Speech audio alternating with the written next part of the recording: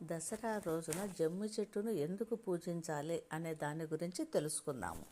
తులసిని రోజు పూజించమని, రావి చెట్టును సంవత్సరంలో అప్పుడప్పుడు పూజించమని, ఆరోగ్య సమస్యలు వచ్చినప్పుడు చెట్టు చుట్టూ ప్రదక్షిణలు చేయమని చెబుతారు. ఉసిరి చెట్టును కార్తీక దామోదరుడి రూపమని, ఆ మాసంలో తప్పక పూజించమని, ఇంకా పంచపల్లవాలని ప్రఖ్యాతిగాంచిన మర్రి, మామిడి, మేడి, రావి, జువ్వి వాటిని సమిధలతో యజ్ఞయాగాతములు చేయాలని ఏర్పరిచిన సంప్రదాయాలలో మానవాళి జీవితాలకు ఎంతో శాస్త్రీయమైన ప్రయోజనం ఉంది. ఆధునిక వృక్ష శాస్త్రజ్ఞులు కూడా అంగీకరించారు. అయితే దసరా పండుగ రోజు ప్రత్యేకంగా జమ్మి చెట్టును మాత్రమే పూజించాలి. ఎందుకంటే పాండవులు అజ్ఞాతవాసం, శ్రీరాముడి కథలు మనకు ప్రామాణికాలు. మౌలికంగా యుద్ధాలు చేయడానికి బయలుదేరినప్పుడు ఆయుధ పూజ చేస్తారని పురాణాలలో ఉంది. ఆ పండుగ నాటికి వర్షాలు తగ్గి భూమి గట్టిపడుతూ ఉంటుంది. వర్షాకాలంలో ఎక్కడి వారు అక్కడే ఉండిపోతారు. ఈ పండుగ నాడు సీమోల్లంఘనము చేసి, అనగా తమ ప్రాంతపు సరిహద్దులు దాటి ఇతర ప్రాంతాలకు వెళ్ళడం జరుగుతుంది. ఆనాటి నుండి తమ నిత్య జీవితంలో ఉపయోగించే వివిధ సాధనములు, అనగా ఆయుధములను నవనీకరించుకోవడమే ఆయుధ పూజగా చేసుకుంటారు. శమీ సమయతే పాపం, ఈ శ్లోకం మనకు అందరికీ తెలిసిందే. దసరా నాడే మనకు ఈ శ్లోకం గుర్తుకొస్తుంది.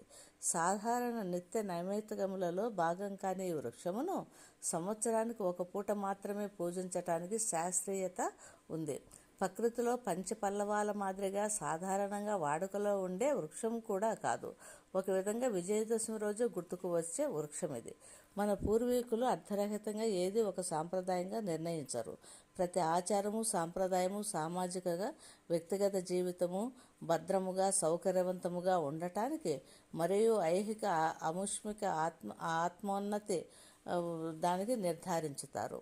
శమి వృక్షానికి శమ అనగా జంట అని అర్థము. మనము నిత్య జీవితంలో పాపము క్షమించుగాక, ఉపశమను కలుగుగాక అంటూ ఉంటాము.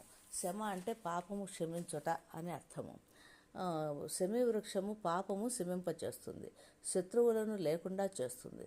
శమి వృక్షమునందు ఉంచిన ధనస్సుతో అర్జునుడు యుద్ధం చేసి విజయం సాధించాడు.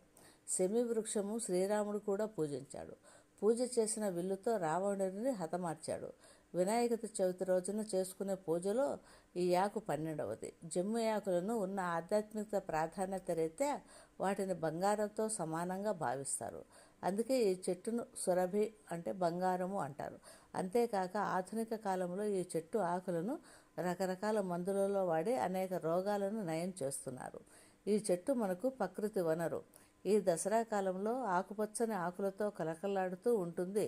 ఆకులు విజయదశమి రోజు ఇచ్చి పుచ్చుకోవడం వలన అన్ని పనులలో విజయం సాధించడమే కాక కుటుంబాలు పచ్చగా వర్ధిల్లుతాయని ప్రజల నమ్మకము.